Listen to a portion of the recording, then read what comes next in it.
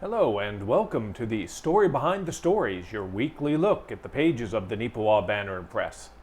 Thank you as always for taking a little bit of your time and spending it right here with us on NAC TV. I'm Eoin, Devereux, journalist with the Banner Press, welcoming you to the program, and joined this week almost on a regular basis, pretty much. You know, we give them a break every couple weeks, you know.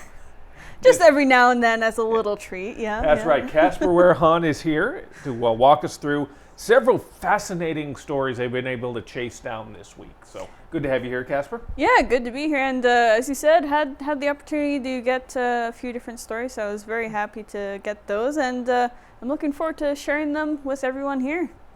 Well, let's get right to that sharing, as it were. Before we look ahead, let's take a look back, as it were. Minnedosa Heritage Days. A wonderful event which we were able very proudly to showcase on our front page. We see some old-time forging of steel. There were demonstrations of that were going on. Casper, you were able to spend the day out there seeing it with your very own eyes. Talk to us a little bit about Minnedosa Heritage.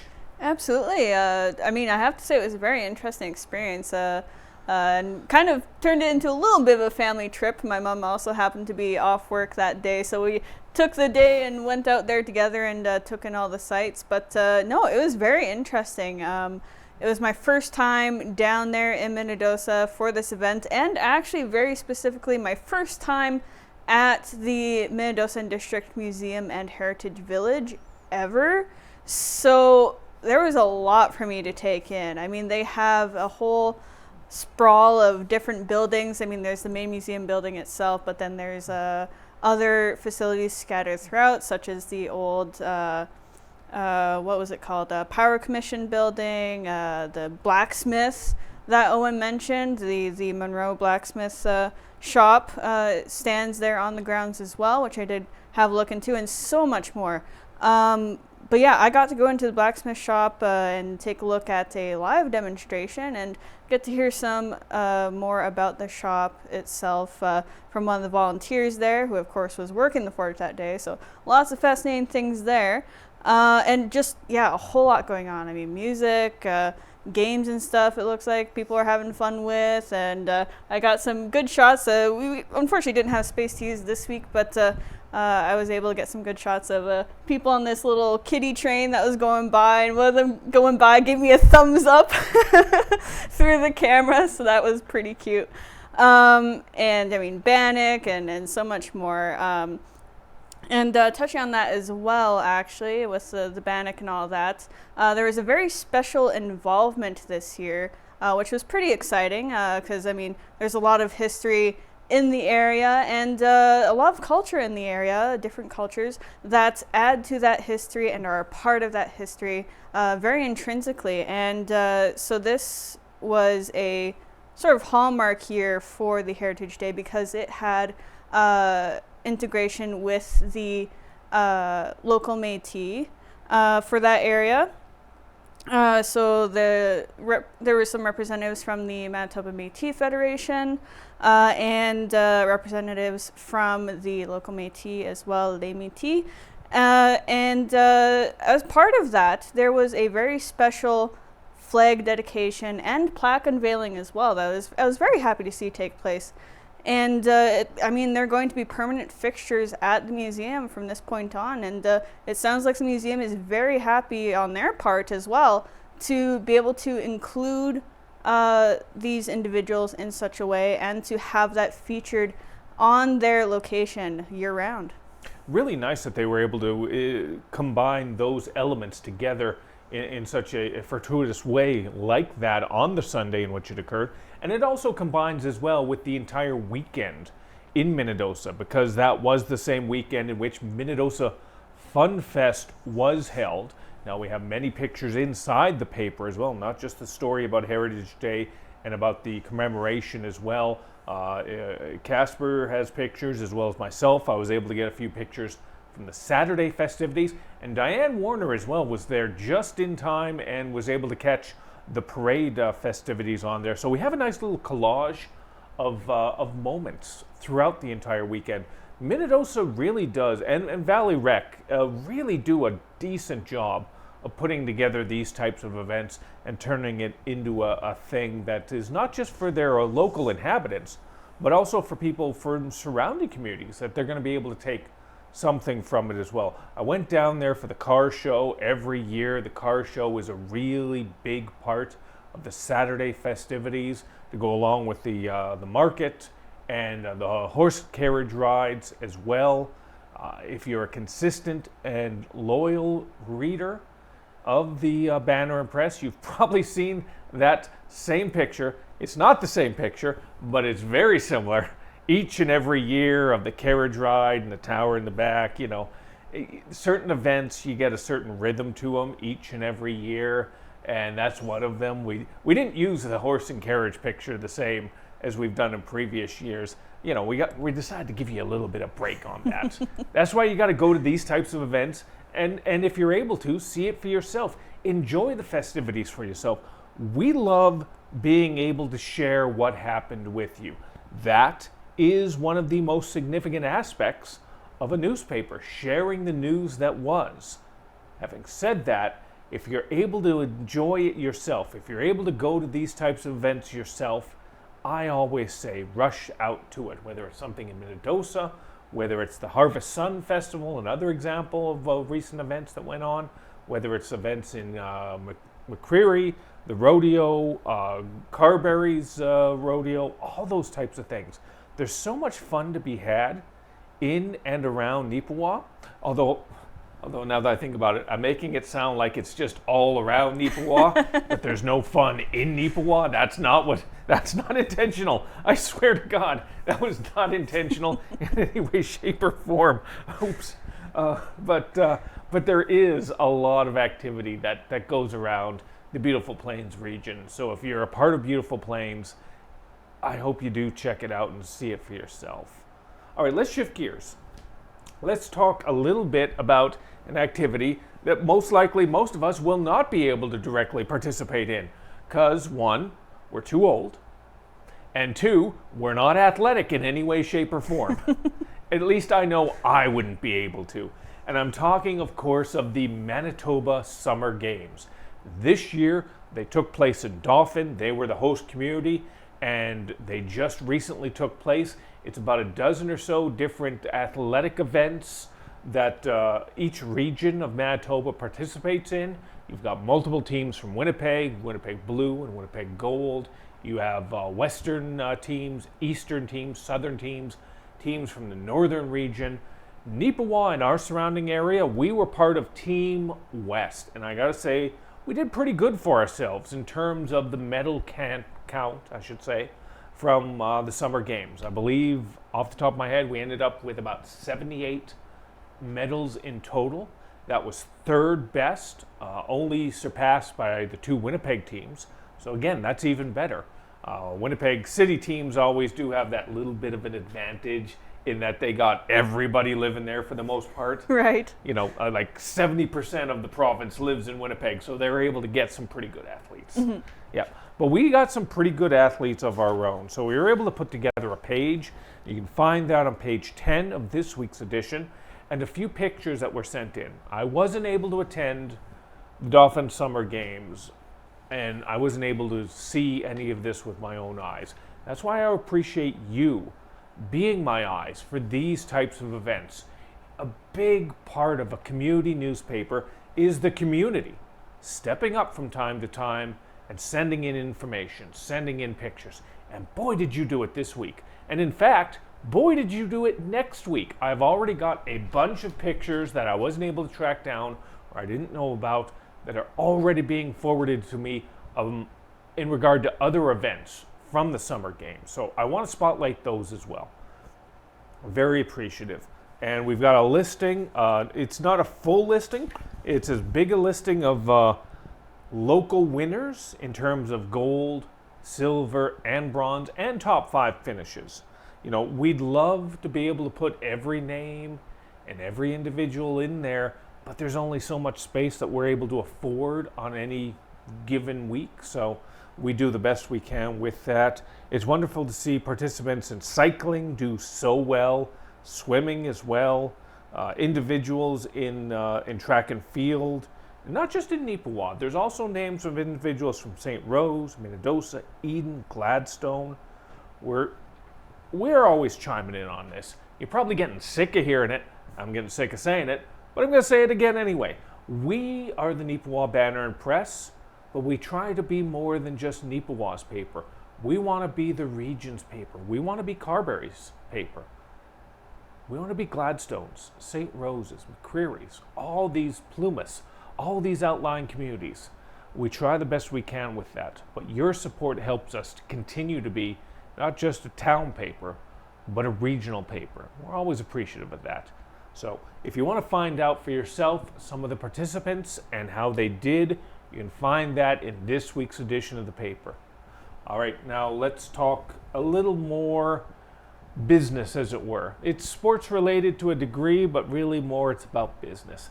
If you watched last week's edition of The Story Behind the Stories, you saw me go off slightly, although not as much as usual, not as bad as usual, on what was happening with the Yellowhead Center and the fact that some people need to start talking to some other people and get things figured out. If you didn't watch last week, just a little bit of background. When they were trying to put the ice in at the Yellowhead Arena, there was an issue with one of the pipes underneath the main concrete floor of the arena. It was leaking brine. That is a huge issue. That's a big part of what turns a concrete floor into a majestic skating rink in a community. And they were able to discover the issue. Fortunately, of this bad case scenario, it was a best case scenario in that it was only one pipe that was the issue. There are in total about 230, 240 of these lines that run underneath an arena floor, if you didn't know. So just imagine, oh my God, just imagine if it had been 5 or 6 of those lines, or more. It would have been a real show. Yeah, definitely. Yeah. I mean, it was very fortunate that it was just a single line and that it was where it was as well. I mean, they didn't have to do too much to get into the line and do what they needed to do. So that was very, very good scenario in this instance. But it definitely could have been a lot worse potentially, and very glad to hear that it wasn't. I mean, that could have really pushed things back a lot more than it ended up doing. So, yeah, very, very good scenario for the Yellowhead, and of course all the people that use the facilities, whether it's ice or concrete, whatever. So, yeah. Most definitely. It was the one line. Unfortunately, it was the one line near the one end of the arena, just pretty much right underneath the NACTV broadcast booth, as it were. If you've been in the facility, you know exactly where I'm talking about. If it had been further down the line, it would have been more towards center ice, would have been more towards the east end of the arena. The entire concrete floor probably would have had to have been busted up in some way, shape, or form. So they are very lucky that it was on that end, and they only had to do a minimal bit of jackhammering to get to the line and be able to fix it and able to get things going right now. As of recording of the Story Behind the Stories, they have turned on the coolers, they have turned on the lines, they are starting the process of putting in the ice there, which is great news for everyone who does something there, not just ice hockey, but figure skating, just free public skating, those types of things. So it's wonderful to see that they are moving forward on that. If you want the specific details of the timeline for how this came about and how it got solved, you can find that story. It's on page 2 of this week's edition of the Neepawa Banner Press. Always remember, you can find a copy anywhere in the community of Neepawa or 29 other surrounding communities throughout Western Manitoba, including Brandon. So 30 different communities have physical copies of the paper on the ground out there. So I hope you can track it down and see it for yourself. But if you're not in that area, if you're not able to get a physical copy, always remember, every Friday morning at around 9 a.m. Central Time, it goes live on our website, mywestman.ca. Once again, that's mywestman.ca. As Casper had shared a moment ago, they did have to make a little bit of shifting here and there on a couple of things. One of those things The thing in terms of that is unfortunately the young training camp. It was sort of a youngsters training camp that is run each and every year by the Neepawa Titans. They had to cancel that entirely because they weren't going to have the ice in. It's also still impacting the Titans in several other ways. In that training camp will not be held in Neepawa. I spoke to a general manager and head coach Ken Pearson about that. He was on the phones, definitely trying to sort of make other arrangements, calling Minnedosa. They weren't able to make accommodations for them. They had things booked. Rivers as well, they had their bookings going. So ultimately it had to end up at the Enns Brothers Arena in Brandon, Manitoba, located within the Keystone Center. It's a great facility. It's a good secondary facility for the Keystone Center where the Titans are going to be able to do their training camp. The hope is right now that they've made some changes to their preseason schedule. A game that was supposed to be played here in Neepawa will be shifted over to Dauphin, and a game that was supposed to be played in Dauphin hopefully will be able to be shifted over to Neepawa. Wayway Sakapo game for September 7th. It is hoped that that game will be able to be played right here in Neepawa. We can't guarantee anything though, because when it comes to putting in the ice and the temperature outside in an older building like this is a 52-year-old facility. It's so old, it's a year older than me. That's how old it is. So for a facility like that, you've got to take extra care, extra caution, and extra consideration when it comes to putting in a proper ice. This ain't one of those arenas that's been built in the last 10 years, or 15 years, or even 20 years. This thing's been through some stuff. This thing's got some leaks. This thing's got some holes in the wall, as it were. The elements will find a way to get in one way or another. It's not as vacuum sealed as some of the newer ones. So you've got to be very careful with the process. It takes the amount of time that it takes. No more, no less. So hopefully we're going to be able to see some sort of ice-related events going on sometime in early September, maybe mid-September. We're going to find out. I also bring up, I didn't bring this up, I am sort of looking into it as potentially a future story because it was interesting to me. The training camp will not be taking place in Neepawa. That is 65 young prospects who were bringing their families here. Now you've heard already, this is going to cost the Neepawa Titans this much. This is going to cost the Neepawa Titans that much. Let's say you don't give a flying something about ice hockey in any way, shape, or form. I understand that. That's not your thing. Fine. What happens and doesn't happen to the Titans doesn't matter to you. But let's think about it in another way. You had 65 kids coming here.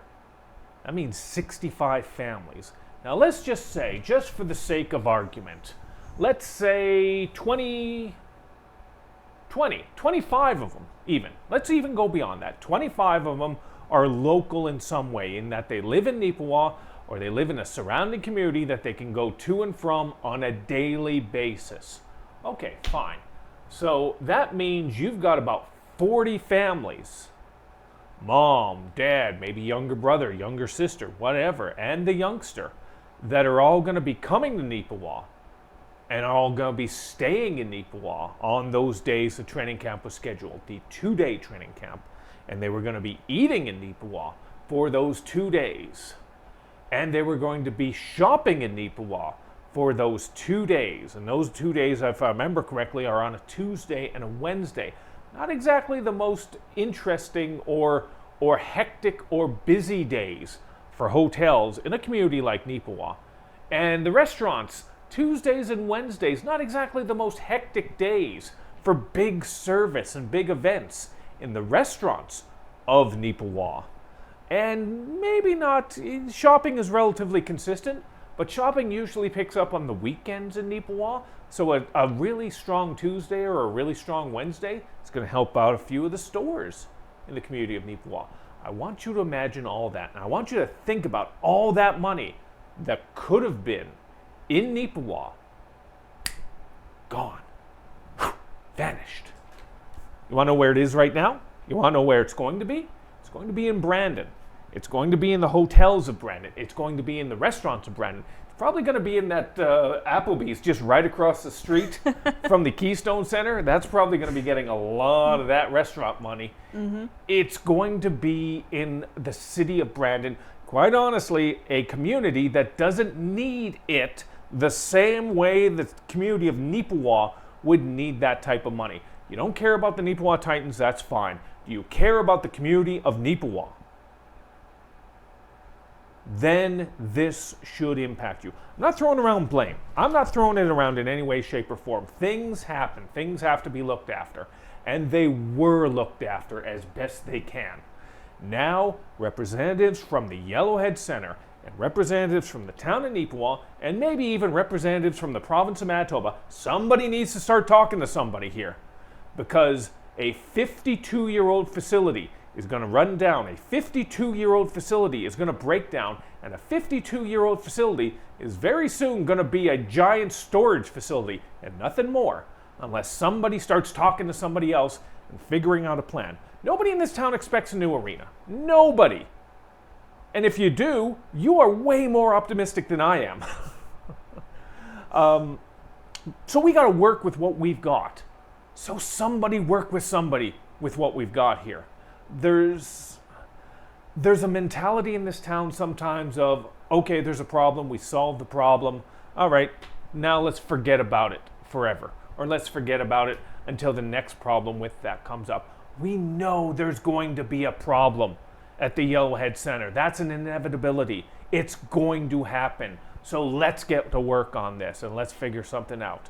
And as I've said before, I'm not party to what's going on behind the scenes. I'm not one of the big wigs in the town of Neepawa that knows everything that's going on behind the scenes. For all I know, something is going on right now. They are making arrangements. They are making plans. And if they are, that's wonderful. That's fantastic. But sooner or later, if you can just let us commoners in on the trade secrets, it'd always be greatly appreciated. Because we don't want to find out when that building shuts down and freezes up, and not in a good way. Mm-hmm. You know, anything else you want to put out there on that, Casper, before we move on to much more fun news? I don't think anything that really necessarily adds to it. I mean, you bring up great points, right? I mean, we've talked about it before. Loud points. Loud points. Sometimes loud points are just as good as good points. True enough. But I mean, yeah, like with aging facilities, whatever it is, there's going to be things that eventually will be coming due, equipment, whatever, what have you, or perhaps are even past due for work or replacement, whatever it may be. And so it's very important that those things do get taken care of somehow, and that there's some collaboration there to address those things. And of course, again, Eoin mentioned, and I think we might have even talked about it on the prior show, but the economic impact that, of course, it was not really anything that you could do. Things happen and you just have to deal with it the best you can. But the economical impact of those things that do come up, right? Like, you know, the shifting of things over to Brandon, for example, in this instance. Great for Brandon, yes, but it would have been really good for Neepawa too. And I know that will be sorely missed. I mean, that's an impact that doesn't just affect one place, it affects multiple places in the community, because as it's been said, I mean, those people come and they stay here, they shop, they eat, they stay at hotels, motels, whatever it is, and it all impacts the community as a whole in multiple different ways. So yeah, I'm really hoping that going forward, some things, some additional things, I guess, get going, as it were, and hopefully help to improve, or I guess have a pulse on what the Yellowhead facility in particular is going to be needing in the future, and to have that addressed in a timely manner, as it were. That's right. Speaking of which, in a timely manner, we only got a few minutes left here, so we're going to go through a couple things here. We're going to skip over one item, and we're going to go directly, I think, Casper, to an event you were able to cover, the Children's Business Fair. Last year was the inaugural event over at the Yellowhead Hall. Oh, we're still over at the Yellowhead. But we're at the part that's working just fine. And it was a great idea that was come up by the EDO Maryland crew about sort of young entrepreneurs coming up with business ideas and showing their wares. You were able to be down there for this year's event. How'd that play out?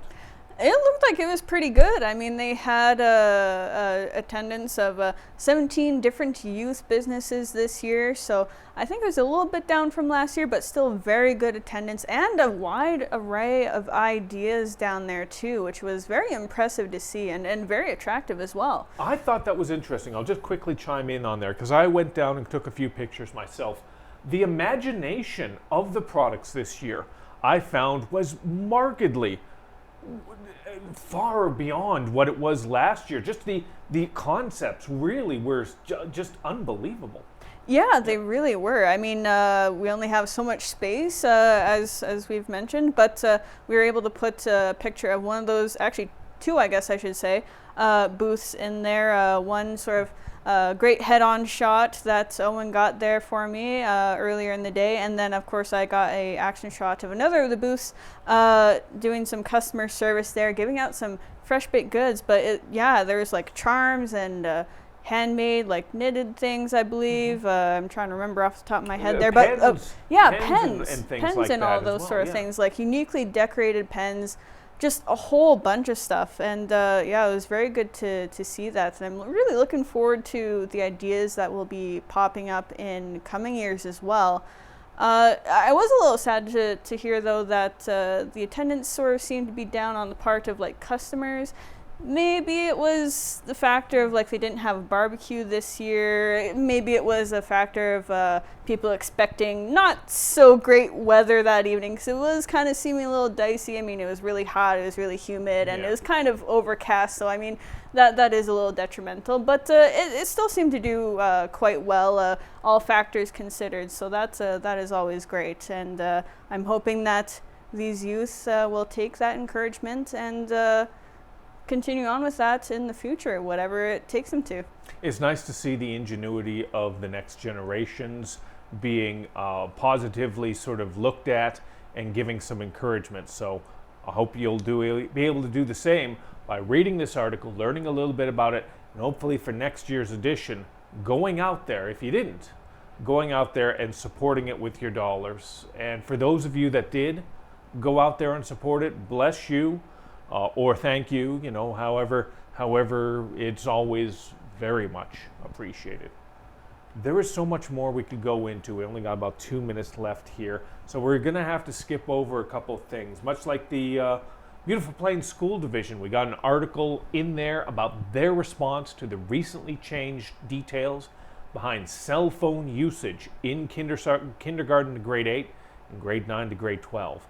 They're making some changes right now. I had a chance to speak with Jason Young about it. He informed me very thankfully on a few things that are going to be going on right here in our region.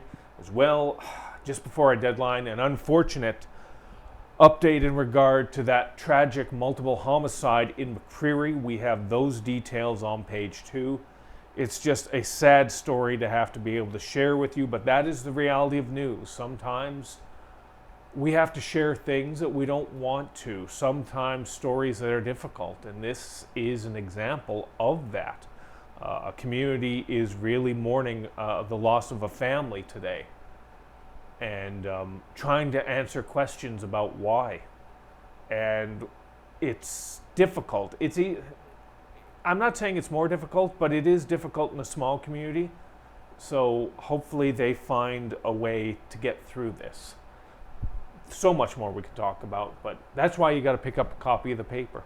And always remember, if you have any pictures or story ideas, remember to send them to us at news@neepawabanner.com.